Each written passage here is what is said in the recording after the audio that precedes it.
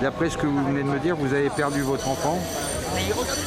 Il est décédé d'une crise cardiaque, enfin il en a fait deux, mais la deuxième a été mortelle Oui. à l'hôpital de Saint-Nazaire, suite à la deuxième injection Pfizer. Le plus douloureux, c'est les discours qu'il y a autour du décès de mon fils, c'est la réaction des gens. C'est ça qui est le plus douloureux. Mais bien sûr, pour une maman, perdre un enfant, il n'y a pas de mots pour expliquer la douleur. Hein. Et de devoir en discuter tout le temps, oui, c'est douloureux. Mais ça vaut le coup, parce qu'il faut que les gens ils savent, enfin ils sachent, c'est plus français. Et moi, mon espoir, c'est que nos témoignages, l'éveil des consciences, ça permet de changer les choses et d'éviter peut-être d'autres drames, je ne sais pas. Je suis la secrétaire des Enfantés, qui est Michel Musso, et la présidente. Est-ce que vous avez intenté des actions en justice? Oui. Je ne peux pas trop en parler pour le moment parce que c'est en cours. Oui. Je peux juste dire que je me bats pour obtenir l'autopsie de mon fils qu'on veut cacher. D'accord. Donc vous n'avez pas eu, vous n'avez pas fait d'autopsie Si, elle est faite. Il y a une autopsie, un dossier médical. Est-ce que vous avez eu des résultats, vous? Ça, c'est encore trop tôt pour en parler. On est là aujourd'hui à Montpellier pour parler des victimes d'effets secondaires suite au vaccin. On est de plus en plus nombreux quand on se rassemble, quand les associations se croisent. On est ici avec l'association Les Désenfantés et ainsi que l'association à victimes qui regroupe maintenant beaucoup de personnes qui sont victimes de ces injections.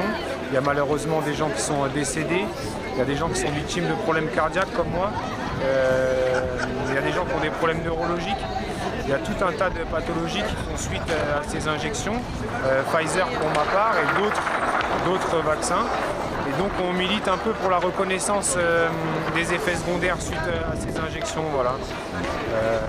On essaye de se regrouper là, plusieurs associations pour faire parler de nous, avoir une reconnaissance et avoir une entraide entre les victimes et avoir de bons conseils, de bonnes orientations sur des démarches médicales, juridiques, etc. Voilà. Moi, pour ma part, c'est un gros problème cardiaque, c'est une myocardite 15 jours après cette vaccination qui manque de m'emporter, de m'ôter la vie. Je suis actuellement équipé d'un défibrillateur avec un cœur qui marche même pas à la moitié de ce qui devrait marcher à 38 ans. Donc il n'y a pas forcément de traitement suite à ces injections. Il y a surtout des gens qui développent des pathologies différentes, des problèmes neurologiques, comme chez la victime, des problèmes cardiaques, voilà, il y a tout un tas de choses. Et non, il n'y a pas forcément malheureusement de traitement qui pourrait nous faire revenir en arrière. Nous le sommes toujours. Et pourtant... Tu peux me redonner le nom de l'association, s'il te plaît? 19, VIAC. D'accord. C'est victime des effets secondaires des doses toxiques, des injections diaboliques. D'accord. C'est comme ça que je les appelle, puisque elle, d'ici, la femme de ma vie, c'est 15 ans, en fait, je la connaissais au quotidien par cœur, en fait. Elle a fait la troisième et elle est partie au ciel. Elle avait un sourire magnifique. Ma fille, pour l'éternité, ne verra plus son maman. Pas contre les vaccins, mais en même temps, on n'était pas sûr de ce qu'il y avait à l'intérieur, de ce qui pouvait se passer derrière. Oui. Mais elle a changé de médecin généraliste, sa nouvelle médecin généraliste lui a dit que c'était nécessaire pour protéger les autres, surtout sa fille. sa mère, ses proches, enfin, comme le narratif qu'on a eu de l'État constamment pour dire que ça allait protéger les vôtres, les autres. Enfin, voilà, dans les EHPAD, en fait, vous n'allez pas tuer vos grands-pères, vos grands-mères. Voilà, on a entendu tout le discours. En fait. Donc, elle a suivi les conseils de sa nouvelle médecin généraliste. Donc, elle a eu son cheminement complet. C'est un schéma complet vaccinal pour un schéma complet fatal à la fin. Et schéma, c'était combien? 1, 2, 3 3 doses. Trois fois Pfizer. Ouais. Le numéro de lot, celui-là, c'est le dernier. En fait, c'était peut-être sûrement un fond de cuve dans des laboratoires au Michigan. En fait, celui-là, il pouvait être entre 7 et 12 fois supérieur en toxicité que la normale. D'accord. J'ai cherché avec un ingénieur en fait sur le DCA, sur les data centers. Ouais. On a réussi à trouver son numéro de lot. En fait, il a fait 293 effets secondaires graves, 4 morts et 27 AVC, thrombose, myocardite, mastiofasciolata, en fait, et tout ce qui suit là. Voilà. Le matin, quand je réveille, en fait, c'est la première des choses, c'est Céline n'est plus là. En fait, 15 à 20 fois par jour, je pense à elle. Et donc c'est pas facile. Tu vois, ce qu'on me dit souvent, c'est ta mère déjà, elle était âgée. Elle était âgée et c'est arrivé son décès 2 ans après la 3e injection. Donc c'est trop loin les injections pour que les injections puissent en être responsables. J'aimerais qu'on me dise comment est-ce qu'on peut affirmer cela alors même que l'injection n'a pas été testée sur le moyen terme et sur le long terme. Donc, je pense que le doute déjà peut être au moins admis. Ensuite, pour répondre à ta question, comment ça s'est passé pour ma mère, eh bien, elle a eu sa 3e injection en octobre ou septembre 2021. Et à partir de début 2022, j'ai retrouvé de sa main écrit dans son dossier médical que, par exemple, ses prothèses, elle avait depuis un petit moment, qu'elle avait très bien toléré, maintenant lui faisaient mal. Et globalement, c'est son état général qui s'est dégradé, avec tous ces syndromes diffus dont personne ne veut entendre parler. Et quand un spécialiste regarde, il trouve qu'il n'y a rien de particulier dans sa spécialité qui peut expliquer l'intégralité de ses symptômes. Et en effet, on entend de plus en plus via tous les témoignages, y compris de spécialistes que l'on connu. Je pense par exemple au professeur Sabatier, c'est que la toxicité induite par ces injections touche en fait tout le système endothélial, tous les systèmes vitaux et non vitaux des personnes qui ont reçu ces injections. Donc concrètement, ma mère, elle était appareillée, mais bon, petit appareillage, et là, je devais crier pour qu'elle m'entende, malgré les nombreux réglages, des douleurs articulaires, des nausées tous les matins, difficulté à démarrer, une grande fatigue, voilà, plus d'énergie, un brouillard diffus, des troubles cognitifs aussi très importants, donc perte de mémoire.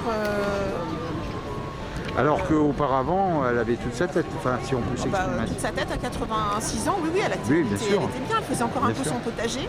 Oui. Et là, elle en est arrivée à ne plus pouvoir marcher, elle se forçait à faire quelques centaines de mètres de temps en temps. C'était un challenge tous les jours de se dire, bon allez, je vais aller marcher parce que c'est bon pour moi. Voilà, une dégradation générale. Il y a une chose à laquelle je n'ai pas pensé pendant les 2 ans, c'est que sa fatigue générale, je n'ai pas pensé à regarder sa saturation, à lui faire vérifier sa saturation en oxygène. Et en janvier ou février l'année dernière, je l'ai au téléphone, elle habitait près de Paris, moi dans le Gard. Et j'ai senti au téléphone qu'il y avait un problème. Donc je l'ai envoyé aux urgences, parce que je craignais en fait un AIT ou un AVC. Et il se trouve que c'est le seul moment, malgré tout le nombre de médecins qu'elle a vus, ORL, gériatre, cancérologue, etc. Il n'y a qu'aux urgences qu'ils ont testé sa saturation et elle est à 93. Voilà, elle se plaignait en fait tous les jours de ne pas être très bien, de perdre d'équilibre. Jusqu'au jour où on m'a appelé le 25 septembre pour me dire qu'on l'avait retrouvée toute seule par terre dans son jardin et qu'elle était partie. Dès le mois de mars 2020, on a terrorisé la population de façon à ce qu'elle obéisse. Et les premières violences que nous avons subies, c'est les confinements, les ports du masque et toutes ces restrictions. Alors moi je suis spécialisée dans les violences répétées, violences familiales, violences sexuelles, etc. Et dès le mois de mars 2020, j'ai compris qu'on allait nous compressés par une violence de masse. J'ai reconnu toute la stratégie des auteurs et ça n'a fait que se confirmer. Donc tout d'abord, on nous terrorise, on nous punit, on nous responsabilise, c'est toujours de la faute des gens. On nous fait faire des choses complètement débiles, comme porter son masque pour aller se balader en forêt. On se fait verbaliser sur les plages alors qu'il n'y a personne. On se fait verbaliser. Donc cette instrumentalisation de la police, eh ben, évidemment, je l'ai constatée tout de suite et elle a accompagné ces mesures liberticides. Parce que si la police, la gendarmerie n'avaient pas été instrumentalisées, tout ça serait tombé à l'eau. Et si nous, les citoyens, nous avions refusé massivement d'obéir, tout ça serait tombé à l'eau. On s'est laissé terroriser et c'est ça qui fait que dans cette sidération, on a marché dans leur combine, massivement malheureusement. Donc ensuite, ben, on a eu des petits cadeaux. Hein. Rappelez-vous, le confinement s'arrête, et puis il y a le couvre-feu, et puis de 21h on passe à 18h, etc. Voilà, c'est tout ça qui constitue vraiment la stratégie des auteurs de violence pour culpabiliser les victimes, pour leur dire oh, bah oui, finalement ils sont sympas, ils nous libèrent, hein, ils nous libèrent à 18h au lieu de 21h. On a été vraiment des victimes, des proies facile. Le degré après qui a été vraiment pour moi rédhibitoire et qui fait que je n'ai plus jamais douté, parce qu'à des fois on doute tous, on se dit mais c'est pas possible, les gouvernants ils ne veulent pas du mal, ce n'est pas possible. Ce qui m'a de façon définitivement prouvé, et depuis je n'ai plus jamais eu de doute, c'est la suspension de tous les professionnels qui ont refusé de se faire injecter. En violation de tous les codes, le code du travail, le code de Nuremberg, le code de la santé publique, le code pénal, c'est de la discrimination. C'est de la discrimination que de punir des gens pour des raisons de santé. Donc c'est de la discrimination, la Convention d'Oviedo, enfin des textes fondamentaux nationaux et internationaux qui ont été piétinés pour punir, je vais dire, les meilleurs d'entre nous, ceux qui soignent, ceux qui portent secours. Dans notre équipe, nous avons des infirmiers, nous avons des pompiers qui ont été suspendus à Police pour la Vérité. On a puni les meilleurs d'entre nous, dans le peuple. Ceux qui sont allés dans la guerre de ce Covid, qui sont allés en première ligne et qui ont, pour certains, donné leur vie pour nous. Donc ceux-là, tout d'un coup, qui avaient été portés au nu, c'était plus rien, c'était des mouchoirs en papier. Donc ça, il ne faut pas l'oublier. Ni pardon, ni oubli. Et alors ensuite, la mesure, ni pardon, ni oubli, oui. Et tous les gens qui passent là, mais ouvrez vos oreilles, venez les voir ces photos, venez voir qui c'est qui est décédé. Ce sont des enfants, ce sont des jeunes. Sachez que dans notre pays, la France, la surmortalité des moins de 40 ans est énorme. Purée, mais vous le voyez bien, autour de vous, tous ces jeunes qui meurent.